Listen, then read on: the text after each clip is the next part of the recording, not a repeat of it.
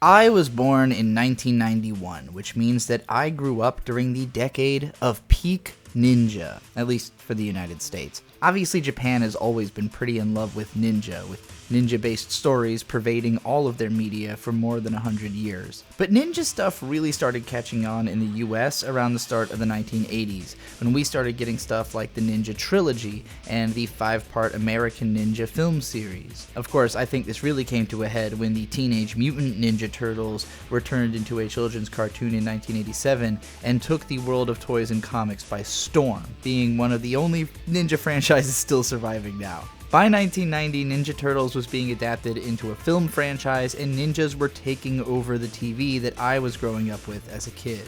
1993 saw the release of Mighty Morphin Power Rangers, a sort of remixed version of the Japanese TV show Kyoryu Sentai Zyuranger, which was itself the 16th installment of the still ongoing Super Sentai mega series of transforming hero giant robot shows. I was 3 when I caught on to the show, and I started buying its toys shortly before I got into Beast Wars and was all about that for a while.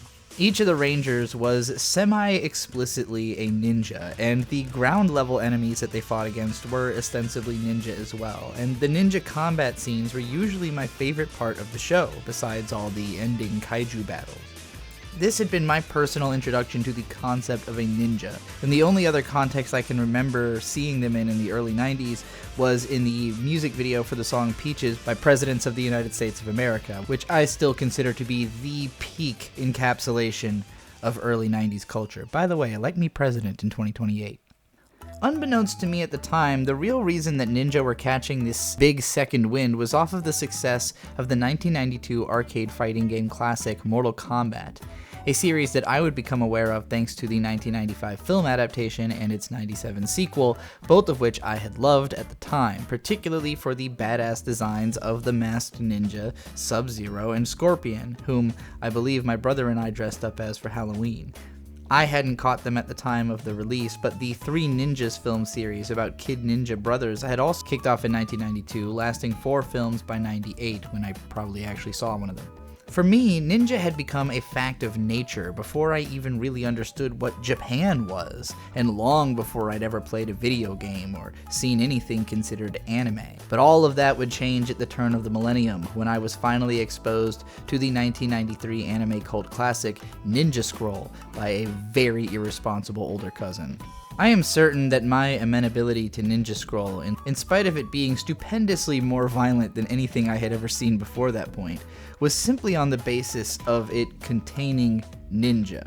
I can also remember being upset at the beginning of the movie that all the ninjas seemed to be getting killed, but when Jubei started kicking Devil of Kimon ass, the movie started sticking in my head in a way that would get me psyched about the likes of Samurai Jack in the following years. Ninja Scroll would also get my other cousin, who was introduced to it along with me, to investigate anime, and that would lead to my interest in the medium henceforth. But there wasn't exactly a huge proliferation of ninja-based anime in my purview at the time. I caught on to samurai stuff, which was kind of similar and more plentiful, with Rurouni Kenshin becoming my favorite anime once it started airing on Cartoon Network. I hadn't cared much for the Ninja Scroll TV series, and the newer incarnations at the time of the Ninja Turtles weren't really doing it for me either, so I was kind of set in a samurai sword mode until the US release of a world-changing manga called Naruto. Naruto began serialization in Japan's Weekly Shonen Jump magazine in 1999, but hit the American version of the magazine Monthly Shonen Jump in 2003, starting with its second issue. I started collecting the magazine as of issue number 3, which was the one that introduced Shaman King, and I would scoop up the first compiled volumes of Naruto, Shaman King, and One Piece, in that order, which I considered the big 3 at the time, as soon as they hit the shelves.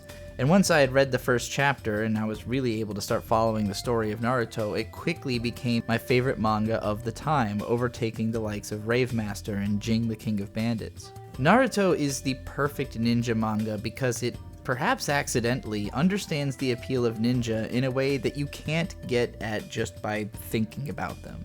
You could view this manga as coming off of the heels of stuff like Ninku and Flame of Rekka, which did battle shonen with ninja powers in the 90s already, but Naruto really took the whole concept and ethos of what is a ninja to such a contextual extreme that it kind of redefined the way that culture looks at ninjas from there on out. I think it's worth noting that ninjas have kind of had superpowers for a long time. The movie Shinobi and the anime series Basilisk, which both came out in the early 2000s when Naruto was already getting hugely popular in Japan, are both based on 1950s ninja novels which featured superpowered battles alongside romantic subplots which glamorized ninja into these badasses that media would come to regard them as, rather than guys who sat underneath a toilet and then shoved spears up the asses of dignitaries, which is what they were really like. Even the idea that ninja snuck around in black robes slitting people's throats has been attributed to kabuki theater plot twists, when what were supposedly stagehands would suddenly enter the plot to kill someone. There's no reason to think ninja actually really dressed like that, because it kind of would stand out and be really obvious that you were a ninja. So in a way, there's always been this duality to the ninja experience.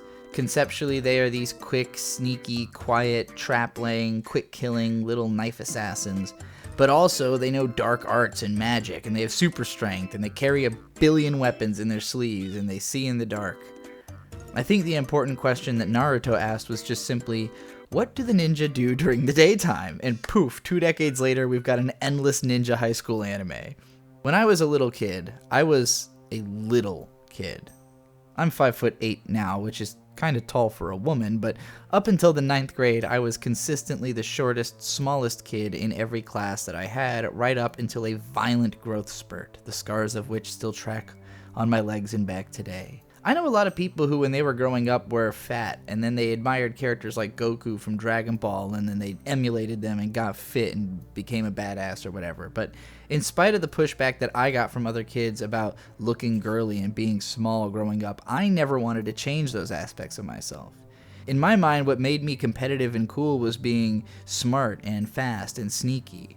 And so instead of admiring aspirational characters for their strength, I tended to admire intelligent characters for their cunning and skill. Rurouni Kenshin had kind of bridged the gap for me by featuring small-bodied, effeminate male characters who nonetheless packed a fuckload of power. Himura himself was one of the older shonen protagonists at 28 years, which made his skill and power feel reasonable to me as a kid who couldn't conceive of even being that old.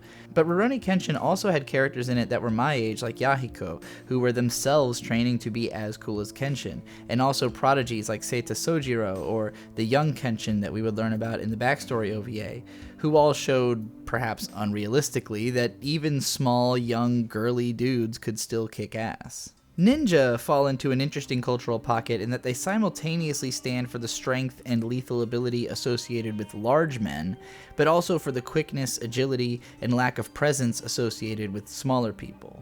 It can benefit a ninja to be big and strong, but it can also benefit them to know a lot of technique and to take a cunning approach rather than just using brute force to resolve conflict. Kunoichi, or lady ninja, are a huge part of the genre as well, and are even more often portrayed using backdoor methods of assassination over raw power, but they also usually have the physical fortitude to hold their own in hand-to-hand combat. In summary, a ninja is a historically couched power fantasy appealing to men and women of all sizes, and equally to the cunning of spy fans and the violence of action fans. Naruto seems to understand all of that, as it casts the broadest net it can to encapsulate every aspect of what a ninja has ever been to anyone culturally ever. It has all of the ideas of what a ninja can be. Scrawny little boys and girls, their parents, their teachers, allies, enemies, fuck it. What if the whole world's culture was just ninja-based? Who doesn't want to be a ninja? I was immediately invested in Naruto in part because its characters were my age and size. Unlike Yusuke Urameshi or Kenshin Himura or Kagome from Inuyasha, which had been my exposure to shonen battle shows at the time, but also because of the ridiculously massive ninja stars. Sasuke would always be tossing around these ridiculously huge ninja stars, and you'd have all the kunai, the substitution jutsu, the transformation jutsu, basically all this stuff that was pushing ninja iconography further than I had ever seen it taken before, right from the start of the series. Considering the length of Naruto, its power creep was inevitably going to get absolutely fucking ridiculous, but even from the beginning, it already felt like a near parody of the concept of ninja, with how far it had taken the idea of a ninja-based society right from the jump. Honestly, I wish I had been more dedicated to Naruto over the years, even knowing the common stance that it goes downhill and isn't really worth sinking the huge amount of time into that it takes to finish, because it kinda came to be the definitional piece of ninja media. I had collected something like 8 volumes of Naruto before my family went through some rough times and I couldn't afford to keep buying it for a while. And in that time, the anime started up, and to me it had been a huge disappointment because I didn't like the voice they chose for Naruto and the way that the events from the manga had been rearranged even in the early episodes of the show. I think I later collected and read up through like volume 12, but by then I had already moved on to anime like Evangelion and manga like Death Note that was more on the psychological side, and so I wasn't really in the same place mentally anymore that I had been reading Naruto. All of this was before there was even a concept of the Big Three, before Bleach was popular in the US, and before the mainstream proliferation of anime that was going to come with easy access to free streaming sites in the late 2000s. It was actually the rush to fan sub Naruto, different groups competing to get the show out faster, that basically created the modern culture of anime being subtitled as soon as it comes out in Japan, which eventually Crunchyroll would make mainstream. By the time I was in late high school, I knew plenty of people that watched Naruto and Bleach, but I would scoff at them for calling themselves anime fans when I was over there binging 13-episode shows basically every day after getting home. I don't know if I would have enjoyed keeping up with Naruto, but I think I would have had a much easier time in high school if I just bit the bullet and caught up to the show, even to just have something to talk about with kids that, had I given it a bit more effort to meet them halfway, I might have been able to get deeper into anime with me. More than that, though, I feel like I missed out on a cultural institution, which I could have instead been integral to establishing. Naruto is a legitimate big deal, a worldwide cultural force, and I was one of the first people outside Japan that really cared about it.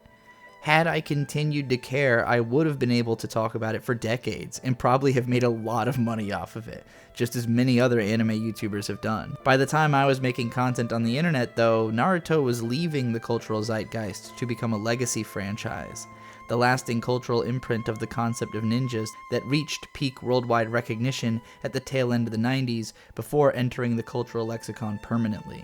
In the wake of Naruto, every other ninja media has to ask the question, how does it distinguish itself from Naruto? For the most part, there hasn't really been a serious attempt. There have been some popular shows in the vein of Naruto, like Nabari no O. Ninjas still get to exist in the mostly dead stealth game genre, or as random throw-in characters for action stories, but for the most part, if you're trying to work in ninjas, you might as well become a part of the Naruto machine. In the same way that Harry Potter has all but consumed the idea of wizardry, Mobile Suit Gundam has become the last real source for robot action, Precure is all that's left of magical girls, it's honestly harder to imagine a full cultural revival of ninjas than it is to imagine another reboot of Naruto and the Ninja Turtles.